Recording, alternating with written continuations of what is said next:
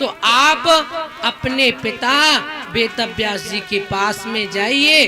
तुम्हारे पिताजी के पास ऐसे 18,000 मंत्र हैं।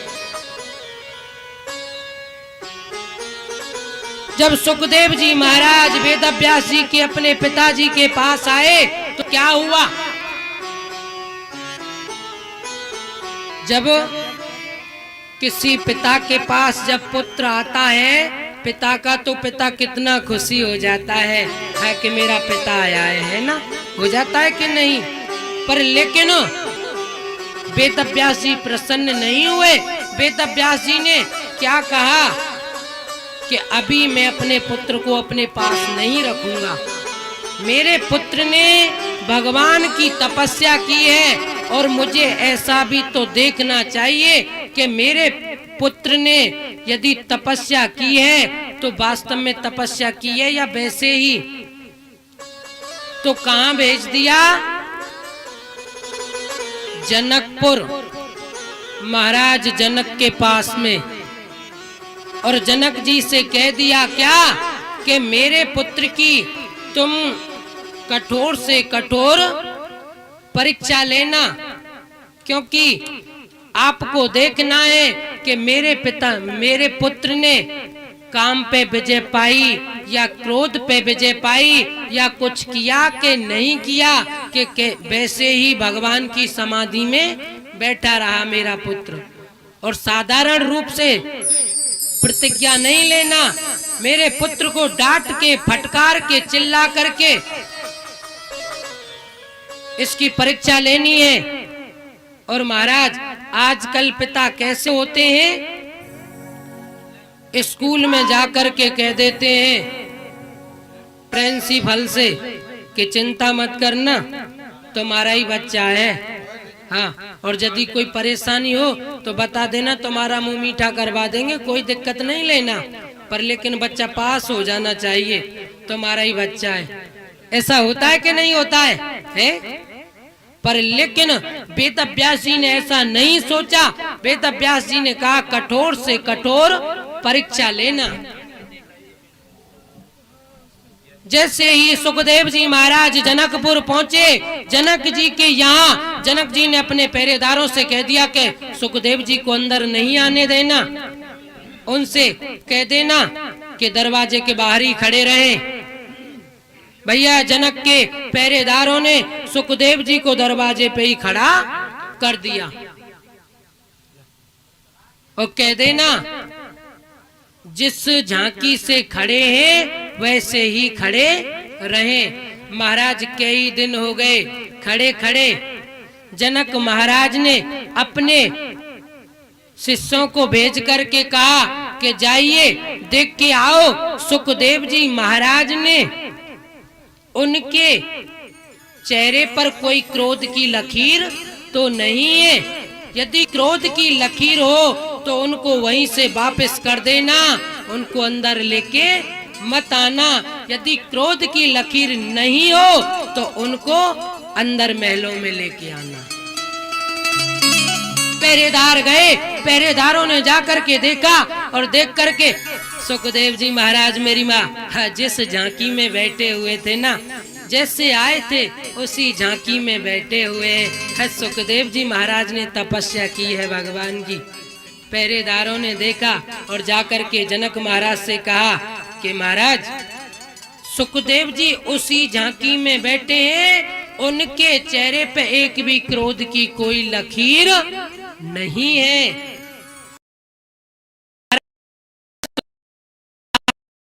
चले जाएंगे, सब मतलब के आ रहे हैं, कोई किसी का साथ नहीं देता, केवल और केवल है तो हमारे भगवान है। कि बनी बनी के चेहरे पर और लाखों निशान होते हैं, और जब बनी बिगड़ जाती है तो प्यारे दुश्मन हजार होते हैं।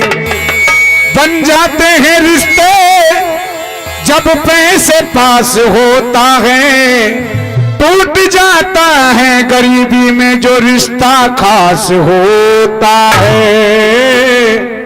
इसलिए कहा है सब स्वार्थ को संसार, सब मतलब को संसार, और विपत में कोई नहीं भाई को, सब स्वार्थ को संसार।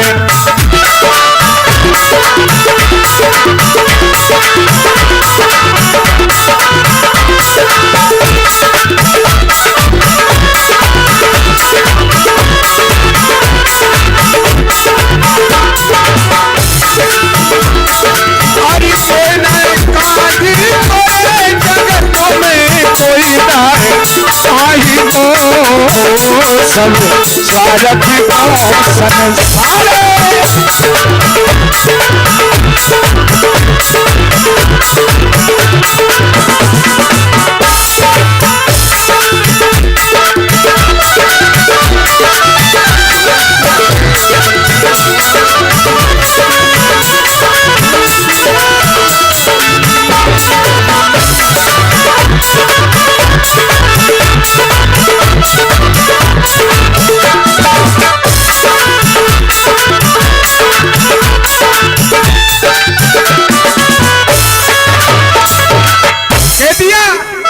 जब विपता आनु सतावे, अरे जाते सब कोई मोह बेकावे, और मेरी बहना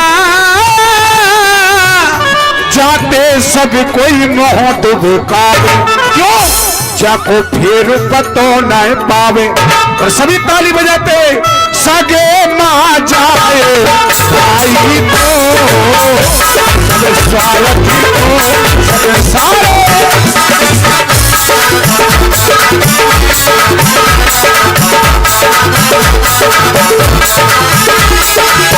कोई नहीं कोई करे जगत में, कोई नहीं काई को, अरे बाबा मेरा कोई नहीं काई को, विपत में कोई नहीं भाई को, सब स्वार्थ को संसार।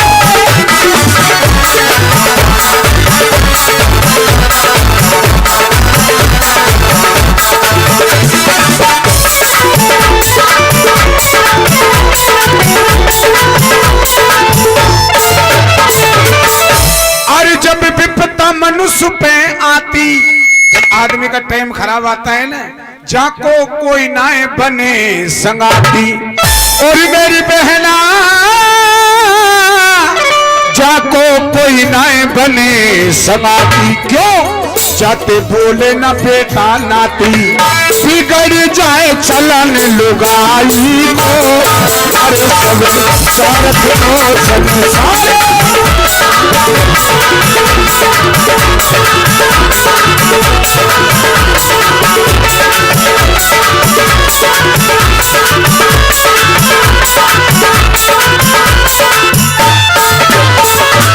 और अंतिम कड़ी, राजा हरिश्चंद्र भये थे दानी, राजा हरिश्चंद्र दानी भये, और काशी में बिक गए तीनों प्राणी, क्यों जाकी रोबे वो तारा रानी, तको नाय पुत्र जलाई को, अरे सब स्वार्थ को संसार।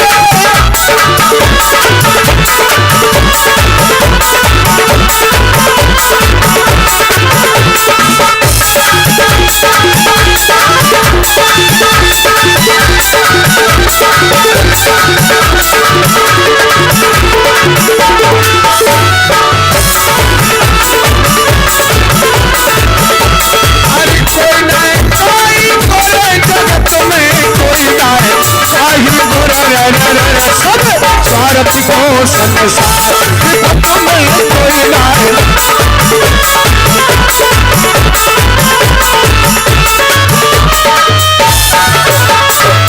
और अंतिम कड़ी, पांडव नित्य पुराने हुए लड़वैया, जिन पे भी चल वो विपत को किया, क्यों वन में रोबे व सीता मैया, अंश जो खुद रघुराई को, अरे सब स्वार्थ को संसार।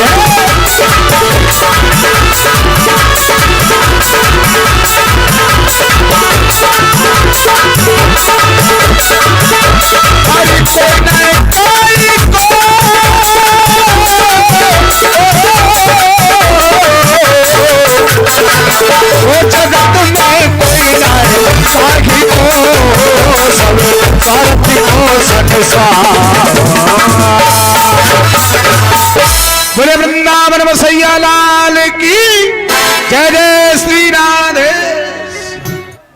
आपकी 100 ग्राम भी आवाज ना आ रही। जोरदार जयकार लोगो, हम भी तो मेहनत कर रहे हैं गायबे में। हाँ, तुम जयकारे में करो। बोले वृंदावन बसैया लाल की। बोलिए राधे राधे। भोजन करके नहीं आती मेरी माँ है? जयकारा जोरदारी से लगाइए। बोलो जय श्री कृष्ण, जय श्री कृष्ण।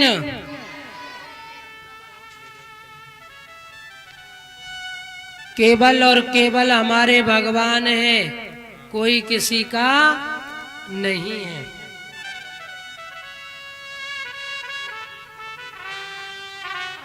वेदव्यास जी ने अपने पुत्र सुखदेव को भागवत कथा सुनाई। अब सुखदेव जी कथा किसको सुनाएंगे? राजा परीक्षित को। और जब तक राजा परीक्षित का जन्म नहीं होगा, जब तक सुखदेव जी महाराज कैसे कथा सुनाएंगे?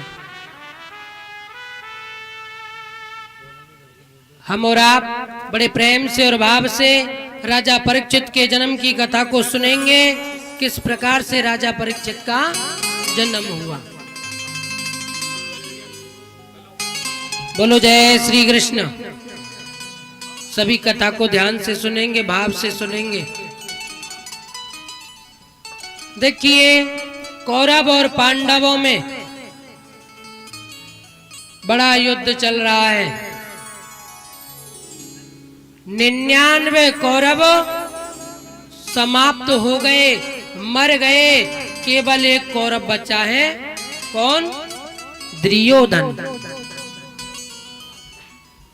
महाराज, कुरुक्षेत्र की रणभूमि में जब कौरव और पांडवों का युद्ध चल रहा था, तो महाराज वो कुरुक्षेत्र की रणभूमि जहां युद्ध होता है, वो तो कुरुक्षेत्र की रणभूमि इतना रक्त बह रहा था कि जब कभी व्यक्तियों में युद्ध होता है तो खून बहते हैं कि नहीं, उसी प्रकार से कुरुक्षेत्र की रणभूमि में रक्त बह रहा है। 99 कौरव हो मर गए। महाराज, पैर धरने के लिए जगह नहीं है, इतना घनघोर युद्ध हो रहा है। केवल एक कौरव शेष है, दुर्योधन। अब ये दुर्योधन क्या सोचता है कि मैं इन पांडवों को जीने नहीं दूंगा, चाहे मुझे कुछ भी करना पड़े, पर लेकिन मैं पांडवों से बदला लेके ही रहूंगा।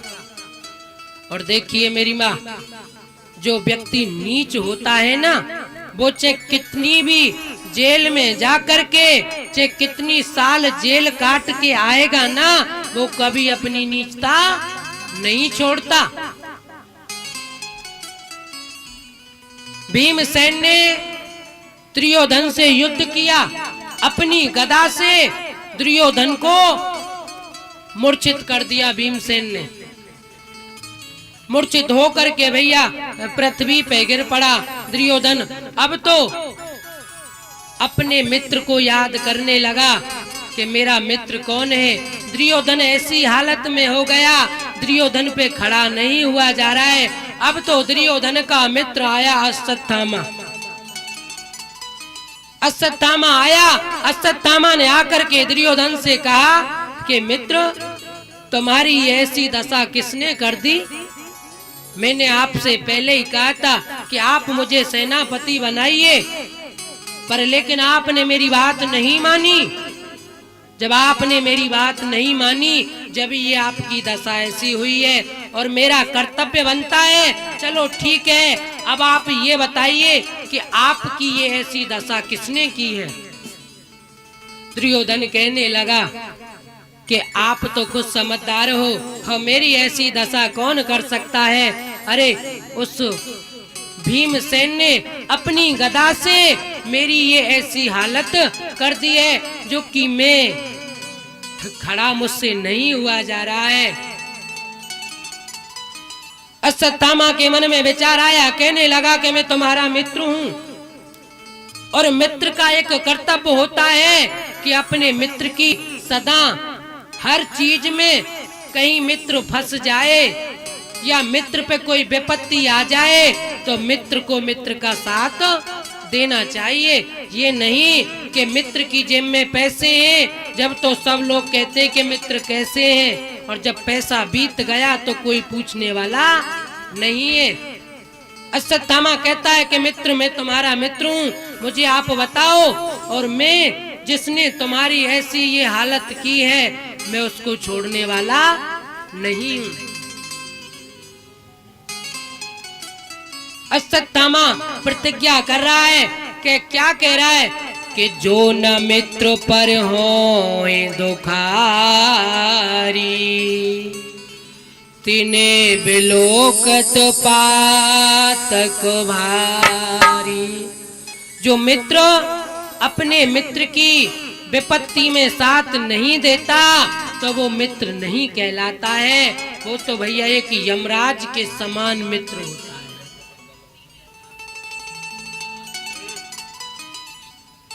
अश्वत्थामा ने प्रतिज्ञा की कि जिसने तुम्हारी ये हालत की है ना, मैं उन पांडवों को छोड़ूंगा नहीं, और सुबह होने से पहले उन 5 पांडवों का मैं आपको शीश ला करके दूंगा। मैं आपको शीश ला करके उन 5 पांडवों के दूंगा। दुर्योधन कहने लगा, हाँ कि अश्वत्थामा आप कैसी बात करते हो, जिसके संग भगवान हो, जिसके संग वो द्वारकाधीश हो, उसका कोई बाल बांका नहीं कर सकता है। पर लेकिन अश्वत्थामा के बात समझ में नहीं आई। अश्वत्थामा ने कहा कि नहीं, मैं आपको पांडवों के शीश ला करके दूंगा, और सुबह होने दो, और मैं 5 पांडवों का सिर ला करके आपको दे दूंगा।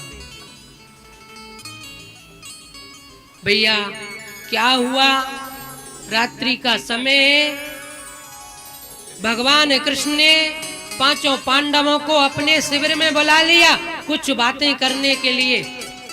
5 पांडव भगवान के शिविर में पहुंच गए और रात्रि हो गई। रात्रि के 12-1 बज गए तो भगवान ने कहा पांडवों से कि आप ऐसा करो, आप आज मेरे शिविर में ही सो जाओ, आप अपने शिविर में मत जाओ। देखिए, जिस पे भगवान की कृपा होती है ना, उसका कोई कभी कोई बाल बांका नहीं कर सकता है। कि जितने तारे गगन में, चाहे उतने बैरी होए, जा पे कृपा गोपाल की, बकबाल न बांका हो।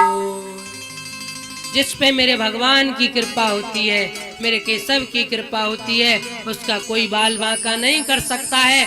जितने आकाश में तारे ही होती है ना, चाहे पृथ्वी पे उतने क्यों ना बैरी हो, चाहे क्यों ना दुश्मन हो, पर लेकिन जिस पे परम पिता परमात्मा की कृपा है, उसका कोई बाल बांका नहीं कर सकता।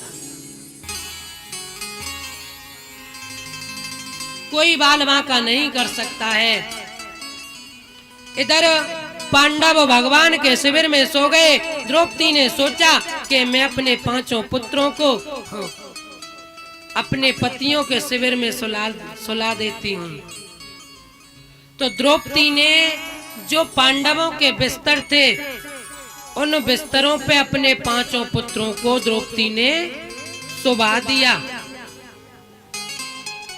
भैया रात्रि की बेला हुई,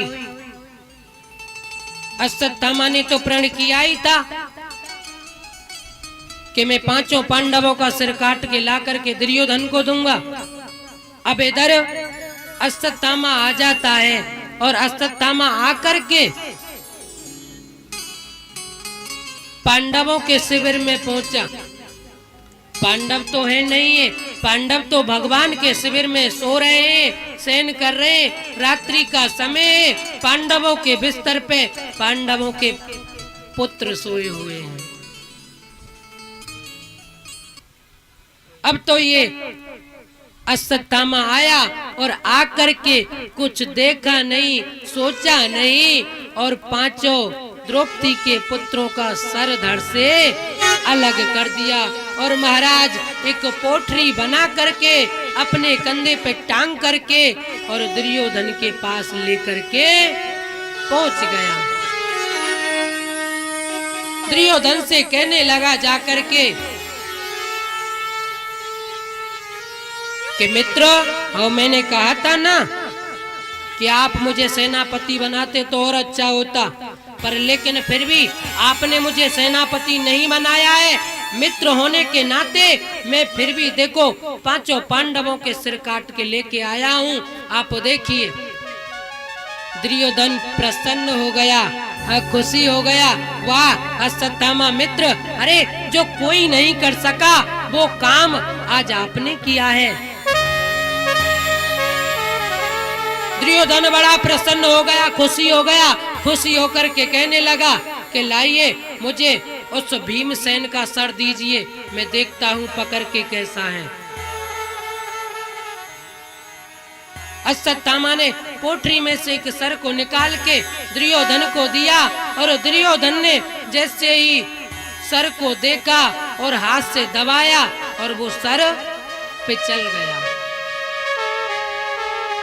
पहले प्रशंसा हुई, दुर्योधन खुशी हो गया और शीश को देख करके मन में विचार आया दुर्योधन के, अश्वत्थामा अरे तूने ये अच्छा नहीं किया, तूने तो पांडवों का वंश ही मिटा डाला। अब हमारे वंश में कोई ना तो पानी देने वाला बचेगा, ना कोई श्राद्ध करने वाला बचेगा। ये तूने क्या किया? अरे ये पांडव नहीं है, ये तो द्रौपदी के 5 पुत्रों का तू शीश काट के लाया है। कितना अत्याचारी है अश्वत्थामा। और दुर्योधन को ये श्राप लगा हुआ था कि जिस दिन दुर्योधन ज्यादा खुशी होगा और ज्यादा दुखी होगा उसी दिन उसकी मृत्यु हो जाएगी। पहले तो खुशी हुआ, प्रसन्न हुआ क्योंकि पांडवों का शीश काट के अश्वत्थामा लाया, पर लेकिन पांडवों का शीश नहीं, पुत्रों का। जब पांडवों का नाम सुना तो प्रसन्न हो गया। जब शीश को देख करके पता चला कि ये तो पांडवों के पुत्रों का शीश है तो दुखी हो गया। उसी समय अपने प्राणों को त्याग दिया।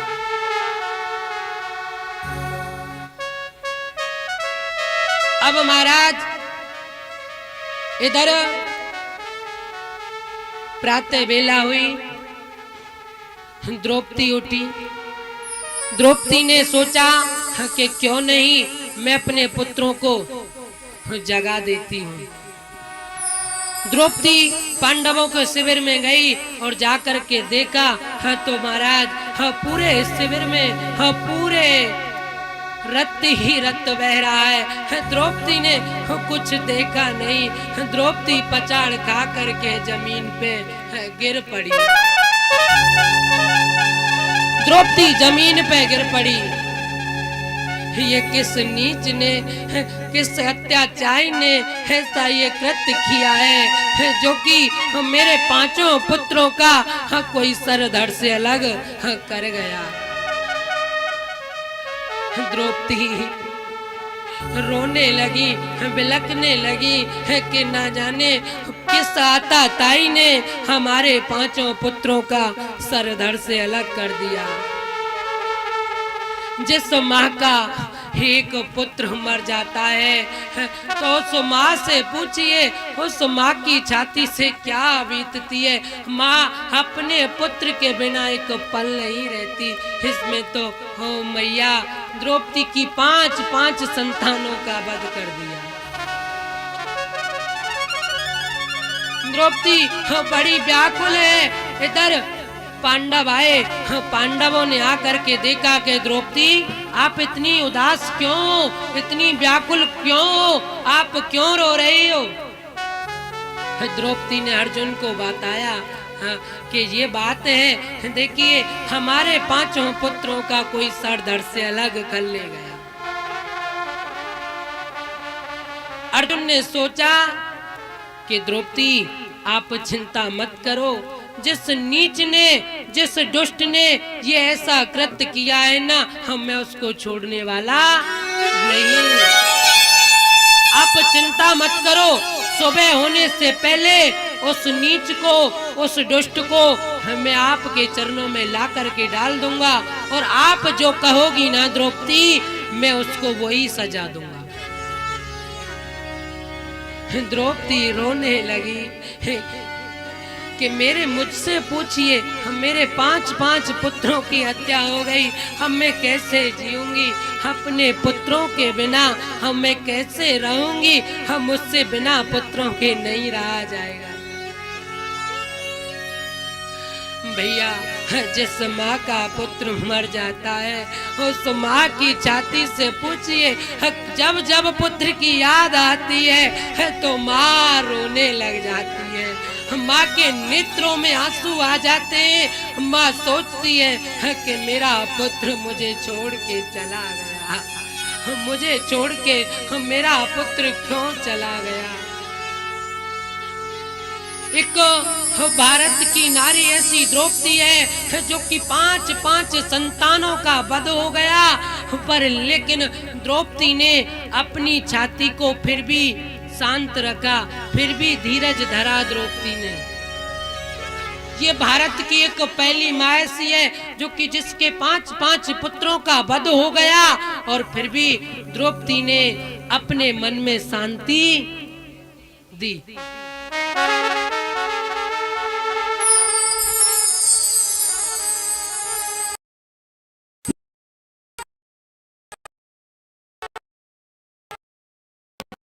पांच पुत्रों का वध किया है।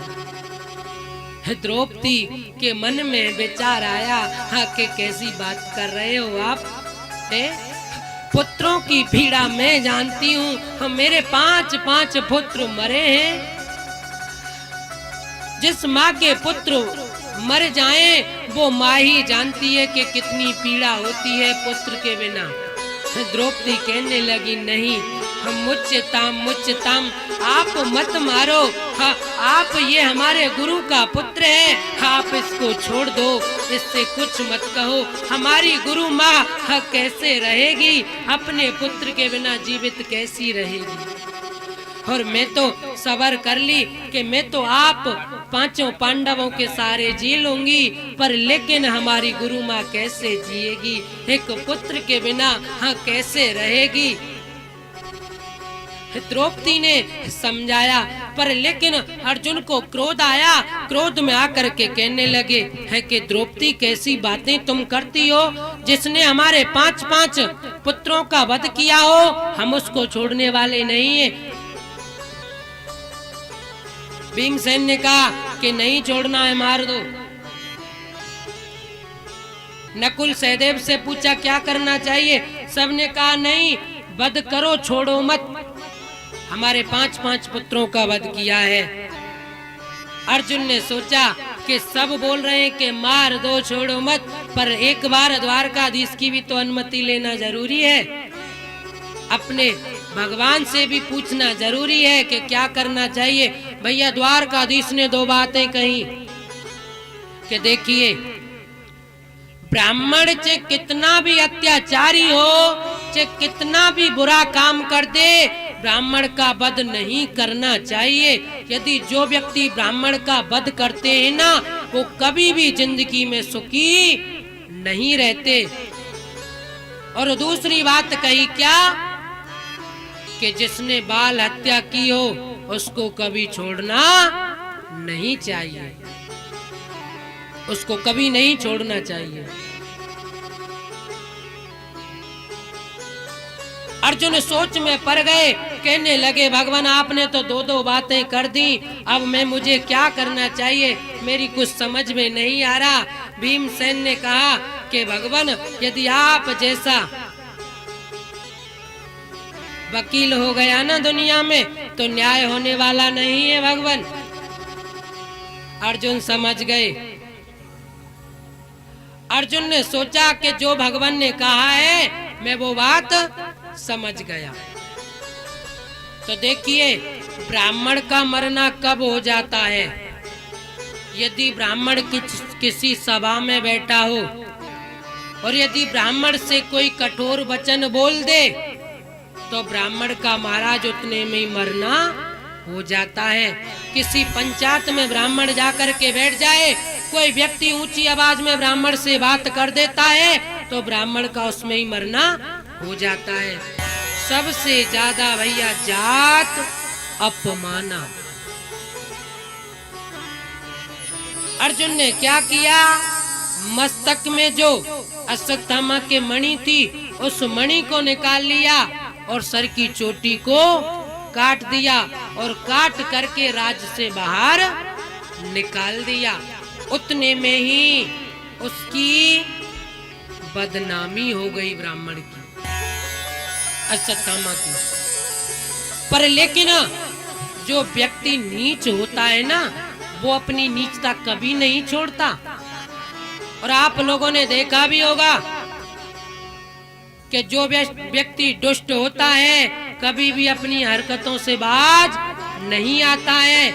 इसीलिए अश्वत्थामा ने क्या सोचा कि इन्होंने सभा में मेरा अपमान किया है, पर लेकिन ये क्या सोचते हैं पांडव, मैं इनको छोड़ दूंगा, मैं इनको ऐसे छोड़ने वाला नहीं हूं। अश्वत्थामा ने क्या किया, जिस समय चक्रव्यूह की लड़ाई में अभिमन्यु मारे गए थे, उस समय अभिमन्यु की पत्नी उत्तरा गर्भवती थी। तो सोचा बेचारा नहीं, उत्तरा के गर्भ के ऊपर इस नीच ने अपनी नीचता नहीं छोड़ी, उत्तरा के गर्भ के ऊपर ब्रह्मास्त्र को भी चला दिया।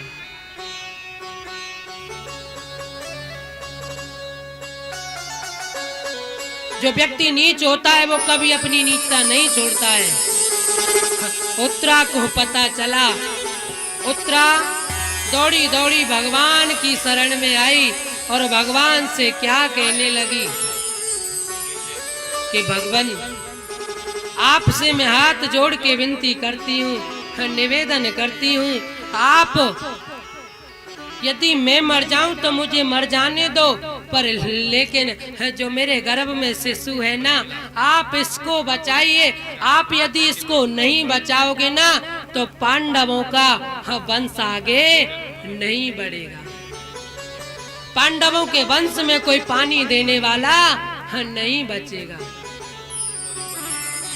भगवान ने कहा कि उत्तरा, आप कितनी अच्छी बातें करती हो हैं। आप कह रही हो कि मैं मर जाऊं तो मुझे मर जाने दो, पर लेकिन पुत्र की रक्षा करो। और माँ भी कभी कभी कह देती है भैया, जब माँ अस्पताल में माओ को ले जाते हैं, जब माता बच्चे को जन्म देती है, डॉक्टर कहता है कि एक ही बचेगा, या तो माँ या पुत्र। तो माँ कहती है कि मुझे मर जाने दो, पर लेकिन हम मेरा जो शिशु है इसको आप बचाइए। माँ का एक मन अपने पुत्र और अपने बच्चों के प्रति बिल्कुल निर्मल होता है, बिल्कुल निर्मल होता है।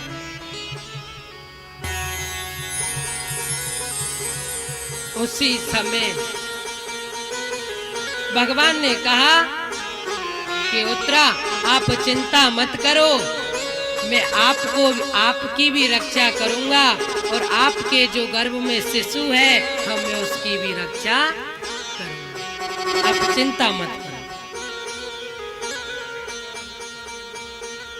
भैया भगवान ने अंगूठे की दाई रूप बनाया और उत्तरा के गर्भ में भगवान प्रवेश हो गए।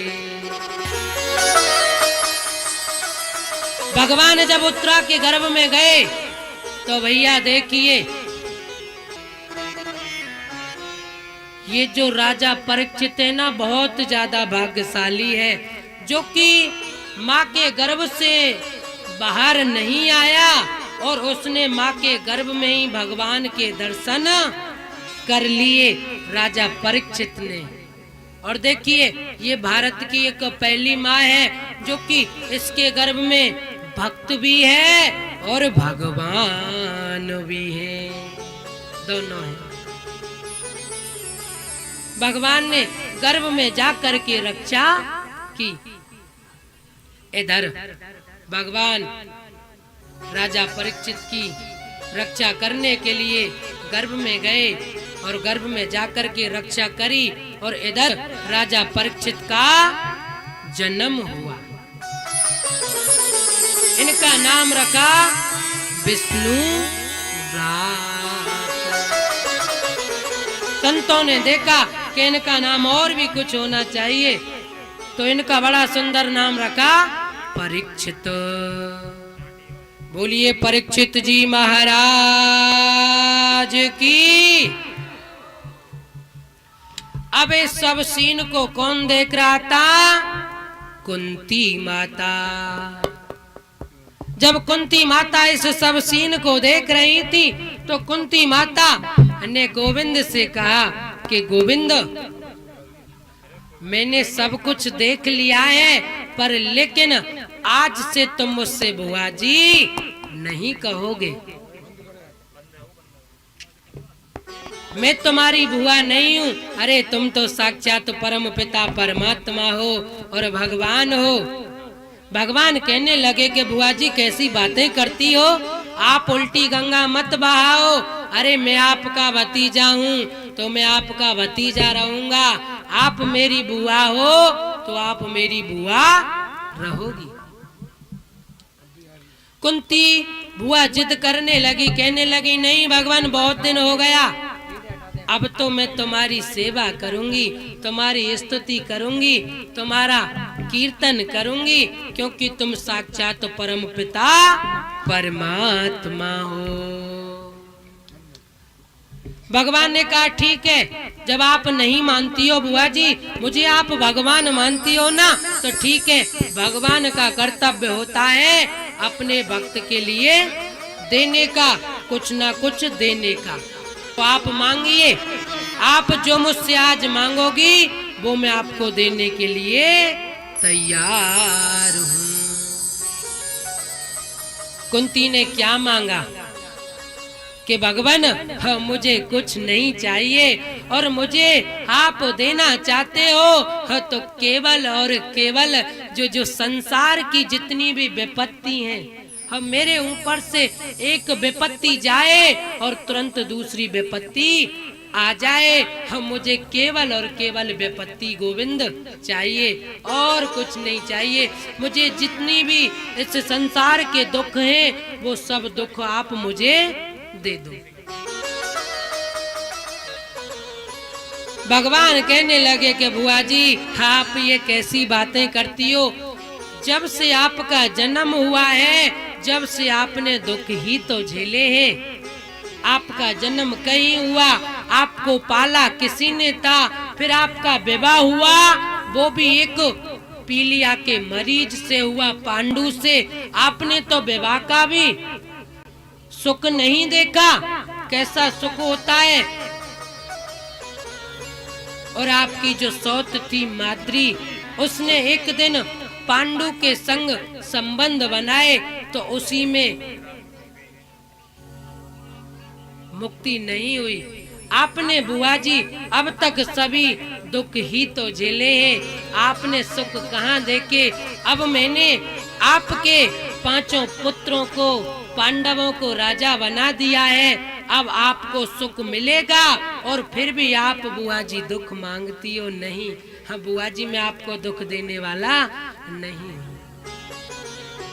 कुंती ने बड़ा सुंदर कहा, क्या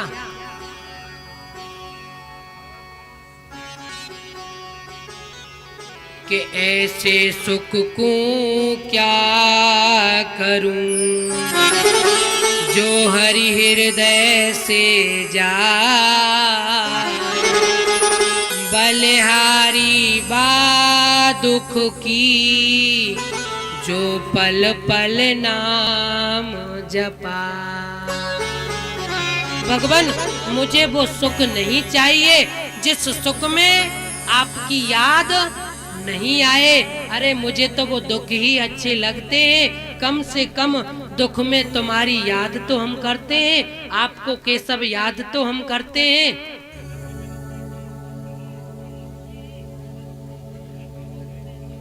के है हनुमंतो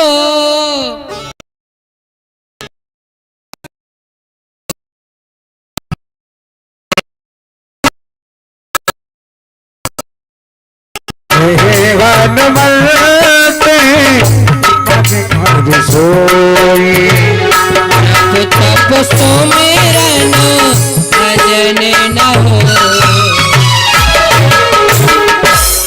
तुलसीदास जी ने भी बड़ा सुंदर लिखा है और हनुमान जी कहते हैं कि जिस दुख में जो भगवान की याद आती है ना, वो सुख में नहीं आती। तो कुंती जी ने केवल और केवल दुख मांगे कि दुख में सुमिरन सब करे और सुख में करे न कोई,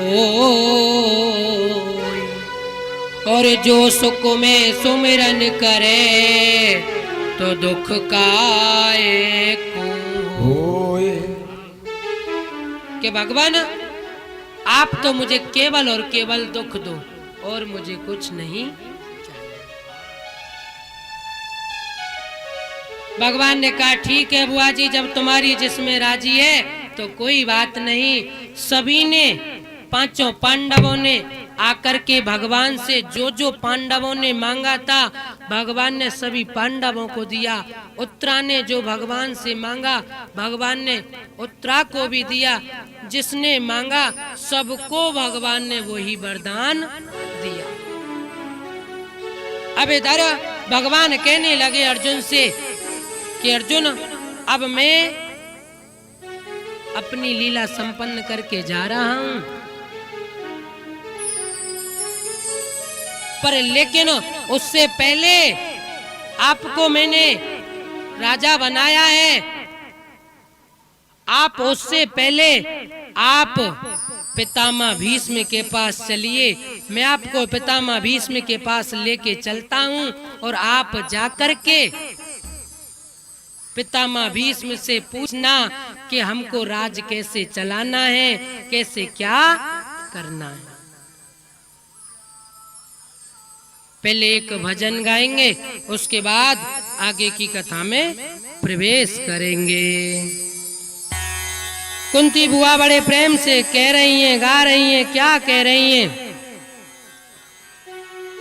कि भगवान मुझे कुछ नहीं चाहिए, कि मेरे सिर पर रख दो काना, मेरे सिर पर रख दो ठाकुर अपने ये दोनों हाथ, और देना हो सो दीजिए जन्म जन्म का साथ, देना हो तो दीजिए जन्म जन्म का साथ। सभी ताली बजाते हुए बड़े भाव के साथ जय जय।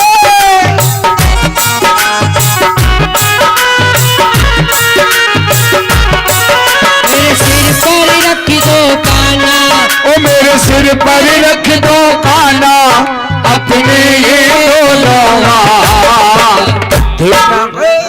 देना वो सो दीजिए जन्म जन्म का साथ, देना हो तो दीजिए जन्म जन्म का साथ। हरि बोल।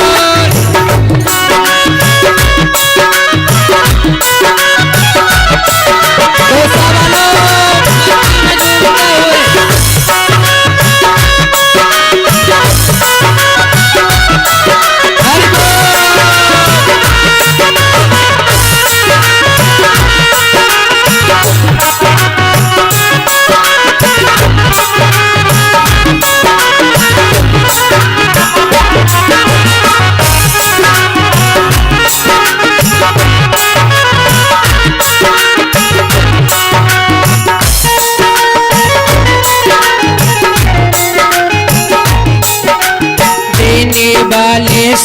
प्रभु से धन और दौलत क्या मांगे।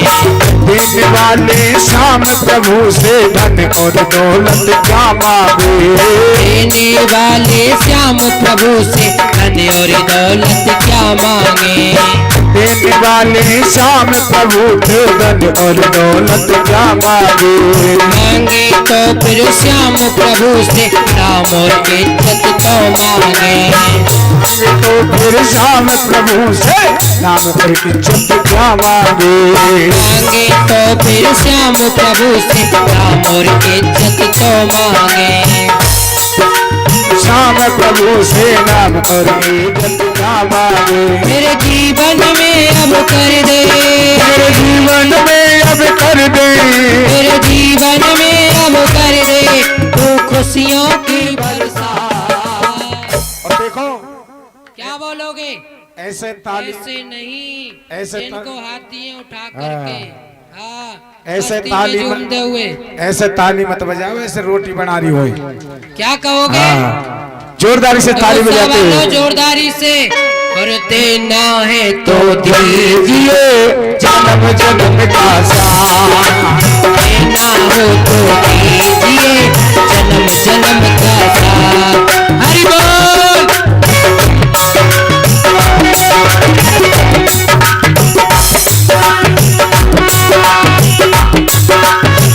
हरि बोल।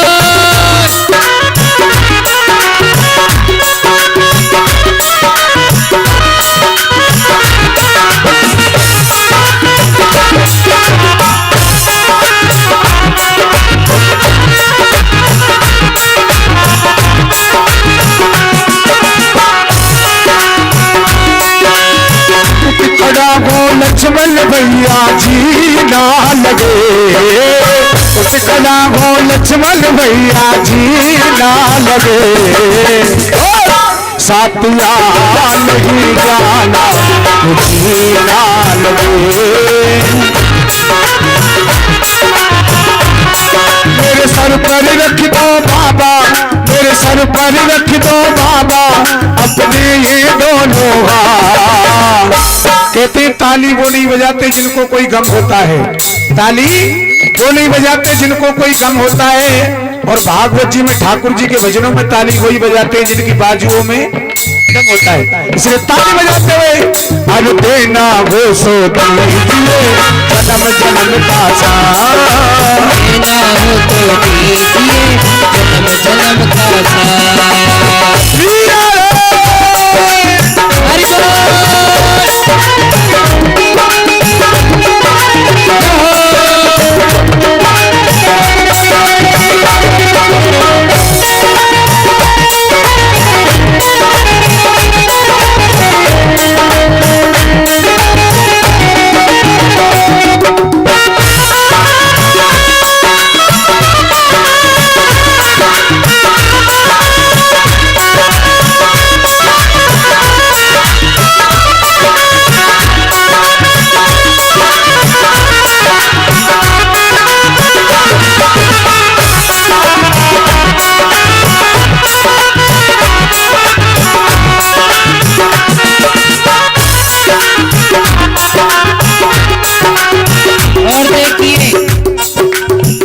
तेरे चरणों की धूली धन दौलत से महंगी है।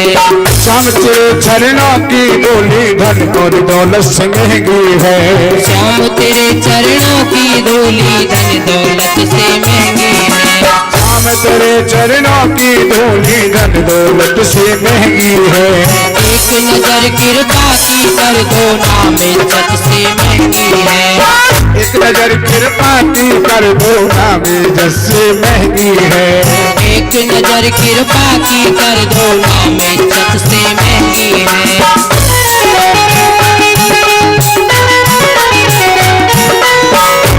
देखिए मेरे दिल की तमन्ना यही है, मेरे दिल की तमन्ना यही है तेरी सेवा करूं देना हो तो दीजिए जन्म जन्म का साथ। देना हो तो दीजिए जन्म जन्म का साथ।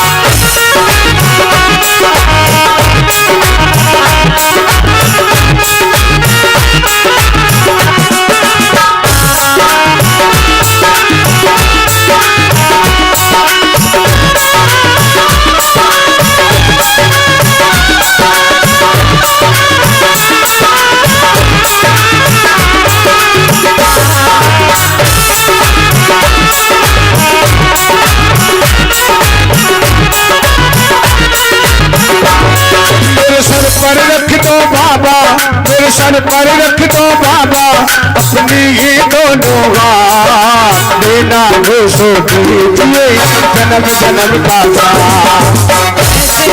देखिए ऐसे भगवान साथ देने वाले नहीं है, ऐसे नहीं देंगे। अरे जिनको हाथ दिए हैं बड़े प्रेम से देखिए, हरि का नाम लेने में, हरि का नाम लेने में तुम्हारी जीव घिसती है और भलाई काम नहीं आती, बुराई बहुत सस्ती है। भगवान के कीर्तन में ताली बजाने में बड़ा जोर पड़ता है, और अभी कह दिया जाए ना कि यहाँ बैठ के पंचायत करो, तो महाराज ये जीव इतनी चलेगी कि इसका कोई जवाब नहीं है। तो इसीलिए बड़े प्रेम से झुलस रहे हैं गम की धूप में, प्यार की छैया कर दे।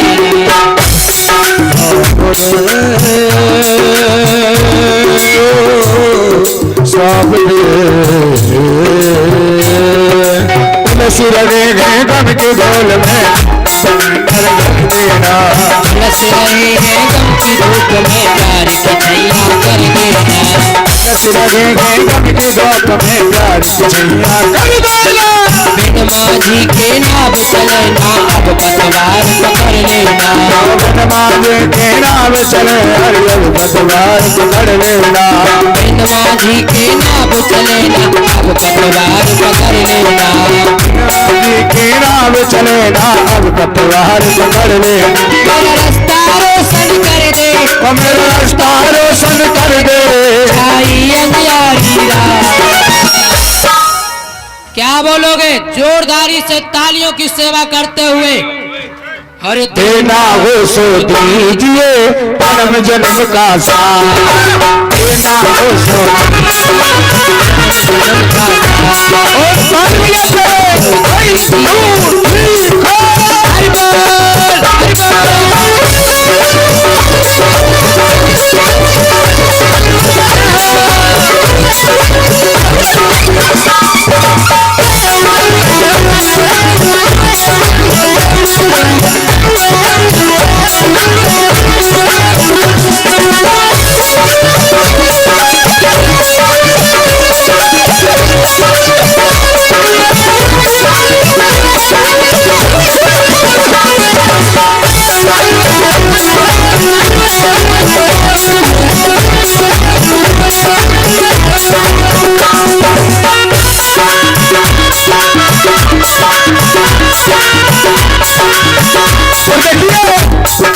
घुमटियो ओ घुमटियो ओ घुमटियो आडो आए गयो जी, ओ घुमटियो आडो आए गयो जी, धन देख तो नहीं पाई मारा साफ घुमटियो आडो आए गयो जी।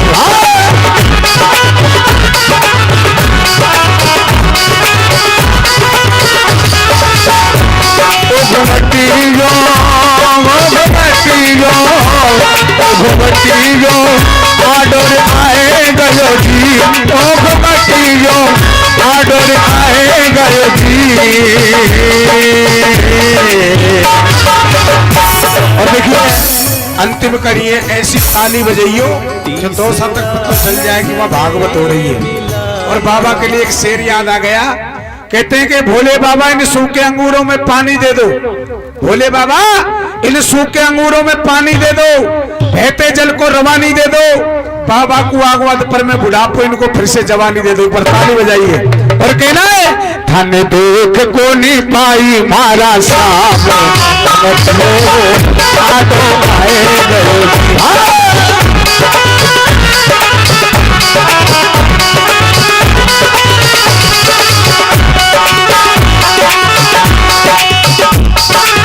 सभी बोले मेरो है तो काल मेरो है कुछ बातें बिहारी नंदी लाल मेरो है काल मेरो है मेरो है तो काल मेरो है तो काल में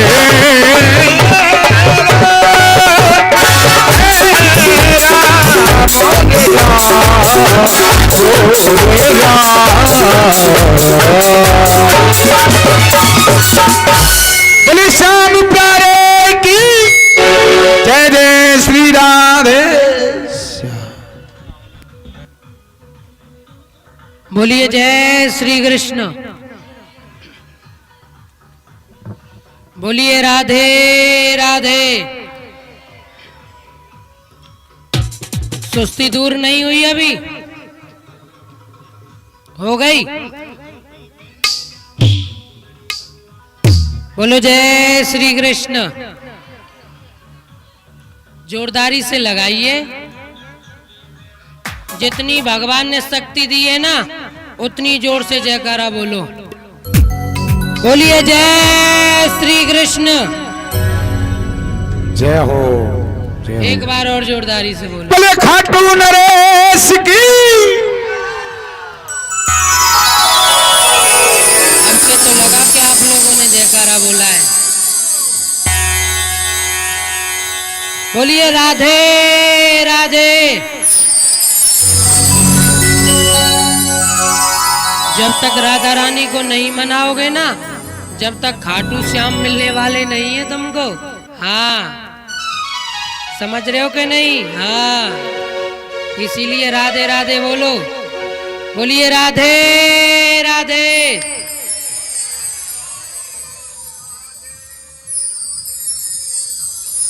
इधर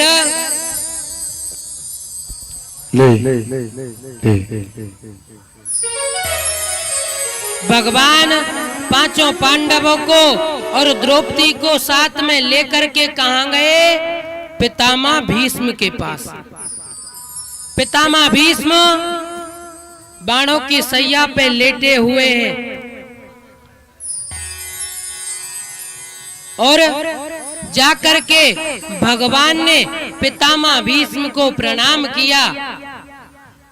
भगवान ने कहा कि पितामह, मैं आपको प्रणाम करता हूं।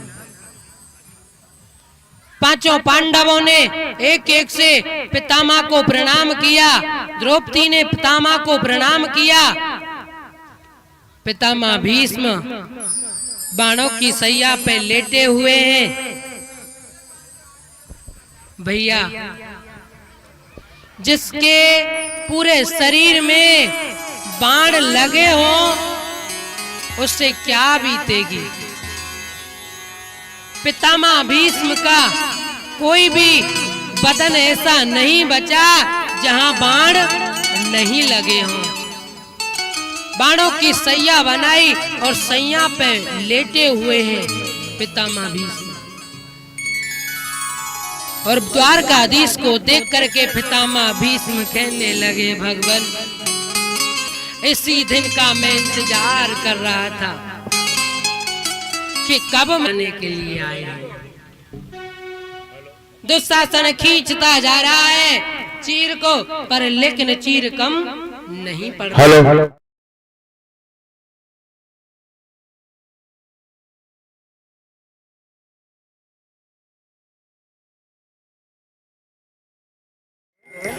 और छोटी सी चटली था की और आंगली कैया पर्वत ने रे, ओ कैया डूंगर ने रे उठायो जी, ओ सांवरा कैया पर्वत ने रे।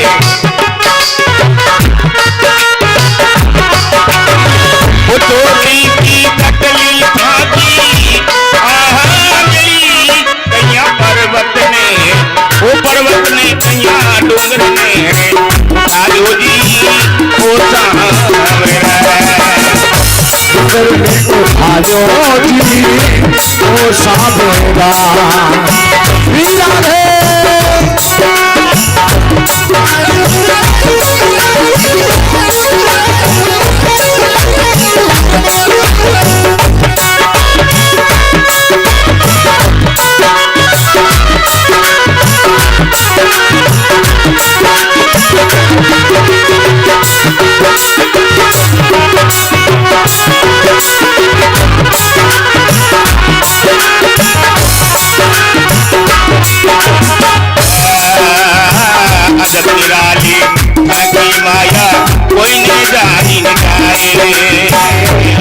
निराली भांति माया कोई पार न पावे। अजब निराली भांति माया कोई न पार न पावे। अजब निराली भांति माया कोई पार न पावे। अनहोनी ने होनी कर दो पर्वत राज बना। अनहोनी ने होनी कर दो पर्वत राज बना। ऐसो काई मंत्री धान याद तेरी पर्वत कपड़ा को पर्वत कपड़ा को बनायो दी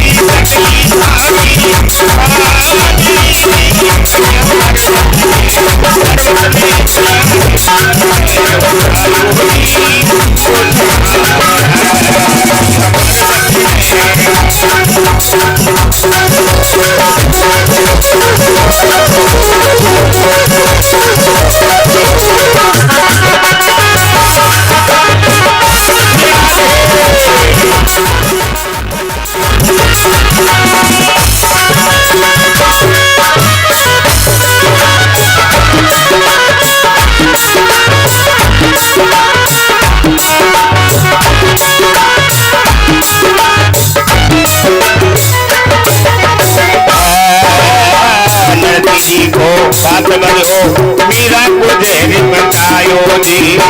नरसी जी को बात बनो मीरा को जहर बतायो। नरसी जी को बात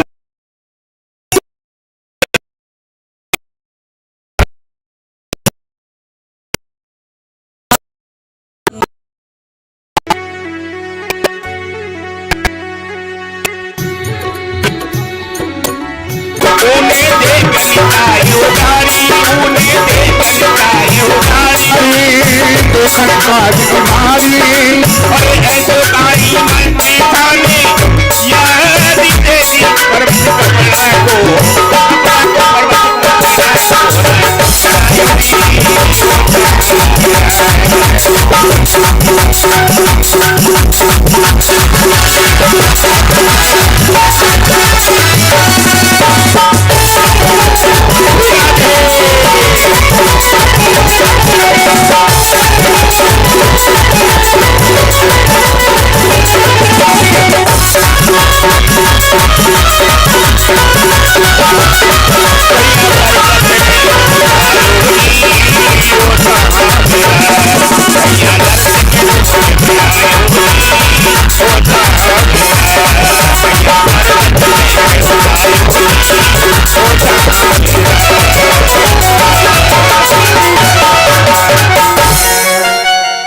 वृंदावन बिहारी लाल की जय हो।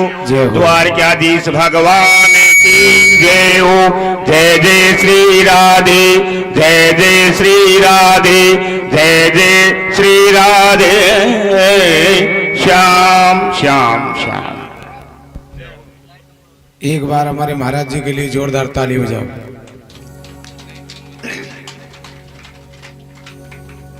बोलिए राधे राधे। के मिही को नीचे डाल दिया और कदली के छिलकों को भगवान को खिला दिया।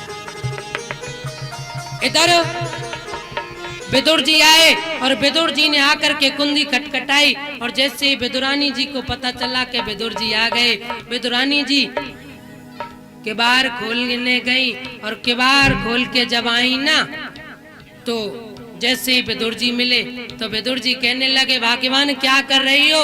अरे कुटिया को अच्छी तरह सजा लो, आपको नहीं पता कि हमारे यहाँ भगवान आने वाले हैं, हमारे यहाँ गोविंद आएंगे, हमारे यहाँ केशव का पदार्पण होगा।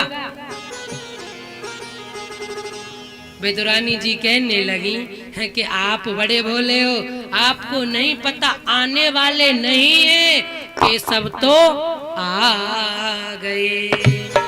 केशव आ गए और आपने केशव के लिए क्या खिलाया? जैसे ही विदुर जी ने आकर के देखा कि भाग्यवान तुमने केले के छिलके भगवान को खिला दिए और केला की मिही जमीन में पड़ी हुई है, बेदुर जी और बेदुरानी दोनों। बोलिए वृंदावन बिहारी लाल की। ओ सबसे ऊंची प्रेम सगाई और ऊंची रे प्रेम सगाई। इसलिए सभी ताली बजाते हुए बड़े भाव के साथ गाएं। सबसे ऊंची प्रेम सगाई, सबसे ऊंची।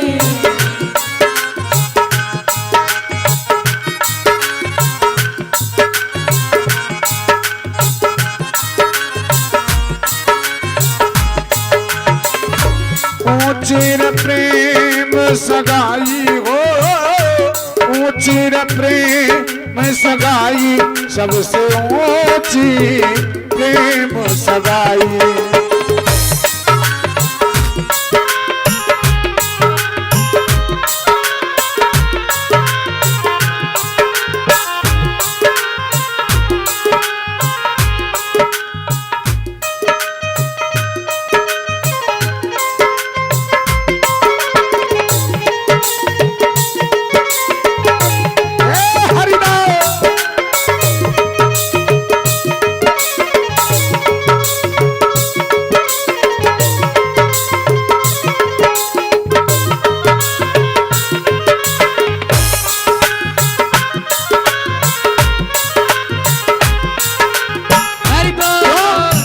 भगवान किसके भूखे हैं? भाव के, प्रेम के। क्यों?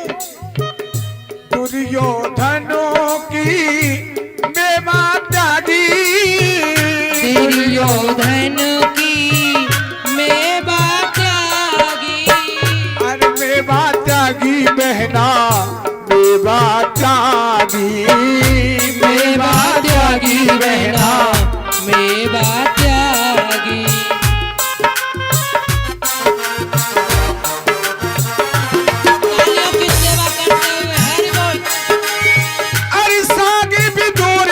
घर खाई, सागे भी दोरी घर खाई, सबसे ऊंची प्रेम सगाई, सबसे ऊंची प्रेम सगाई।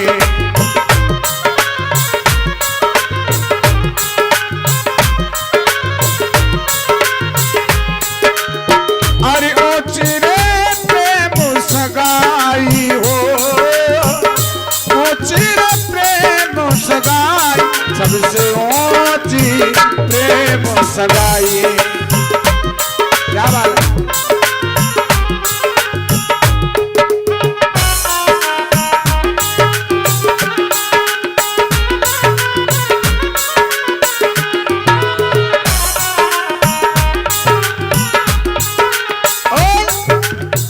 प्रेम के बस अर्जुन रथ को है क्यों, प्रेम के बस अर्जुन।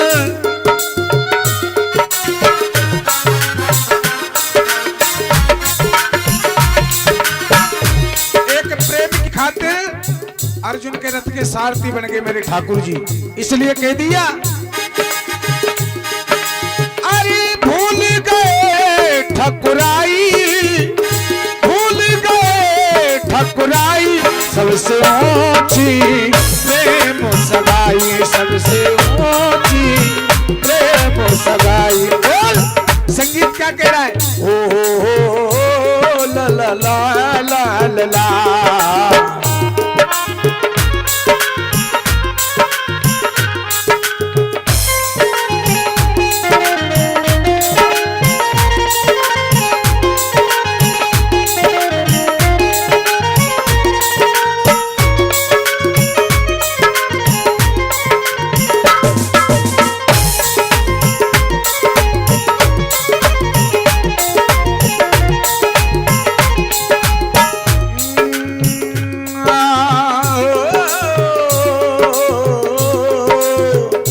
राजसुयागी युधिष्ठिर की नो, राजसुयागी।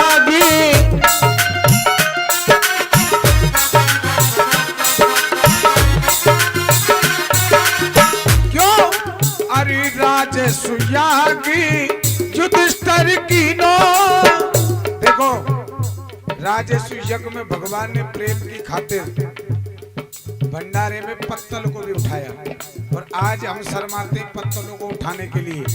सबसे बड़ा धर्म भगवान ने स्वयं पत्तलों को उठाया, इसलिए ताली बजाते हुए राजस्व यज्ञ युधिष्ठिर कीनो।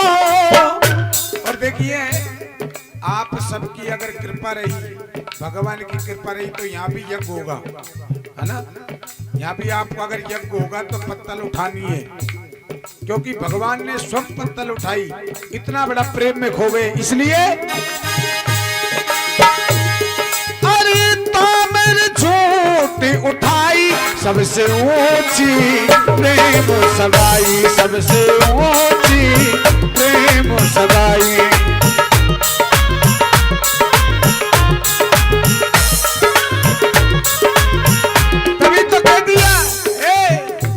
मेरे मनों में गई ये समाए। देखो आपकी ताली की आवाज हमारा तक आनी चाहिए, क्योंकि आपकी ताली है ना सतमाना गाने वाले की ऐसे काम करे सब पेट्रोल की तरह। हाँ आप ताली बजाएंगे तो बड़ा ही आनंद आएगा। पीछा को तो माता बहन ऐसी बैठी है, ऐसा कोई अस्पताल में समाचार ले बजावे ना कोई मरीज का, ऐसा मत बैठो, सुस्ती मत फैलाओ, ताली बजाते हुए। और मेरे मनों में गई ये समाए भगतन की प्रेम भरी रे भगती रे, मेरे मन में गई ये समाए।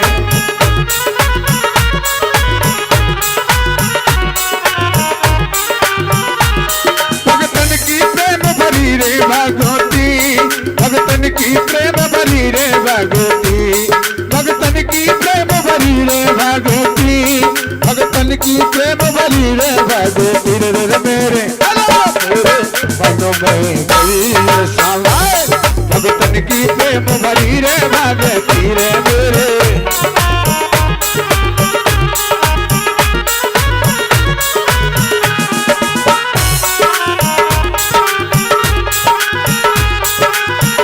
इसलिए कह दिया। देखिए विदुरानी जी के घर गए भगवान, किसकी खातिर गए? प्रेम का। भगवान तुम्हारे पैसों का बर्फी कलाकंद किसे राजी नहीं है, भगवान अगर भूखे हैं तो किसके? प्रेम के। इसलिए हमने आंगन नहीं बुहारा, हमने आंगन नहीं बुहारा, कैसे आएंगे भगवान, कैसे आएंगे भगवान। हमने आंगन नहीं बुहारा, हमने आंगन नहीं बुहारा, कैसे आएंगे भगवान, कैसे आएंगे भगवान।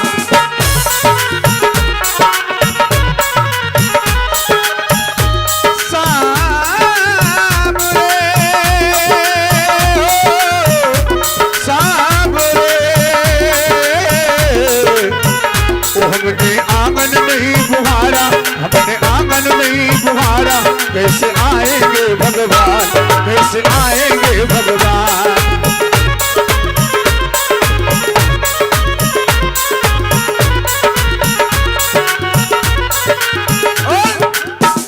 एक बात और बताऊं आपको, जब भगवान की चर्चा होती है ना, भगवान अवश्य आते हैं, आते नहीं आते, आते, लेकिन विश्वास है तो भगवान है। अगर हमको ये मंदिर में कौन बैठा है? शंकर भगवान। शंकर भगवान जब बैठा है, जब हमको विश्वास है कि ये शंकर भगवान है, नहीं तो पत्थर की मूर्ति है। इसलिए राम नाम अति सुंदर है, कोई गा के देख लो, राम नाम अति सुंदर है, कोई गा के देख लो।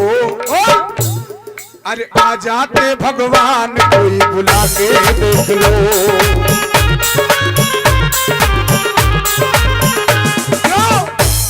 अरे जिस तन में तेरे मेल भरा, भगवान कहाँ से आवे। अरे जिस घर में अरमेल भरा, मेहमान कहाँ से आवे। जिस तन में तेरे मेल भरा, भगवान कहाँ से आवे।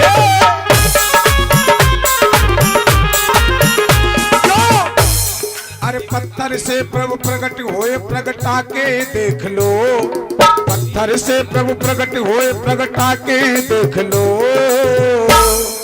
एक बात बताओ, सत्य बताइए, जो कथा में आनंद आ रहा है कि नहीं आ रहा? आ रहा है? जोर से बोलो। आ रहा है ना? तो एक बार ताली बजा के जोरदार कह दो, बोलो वृंदावन बसैया लाल की। अरे आ जाते भगवान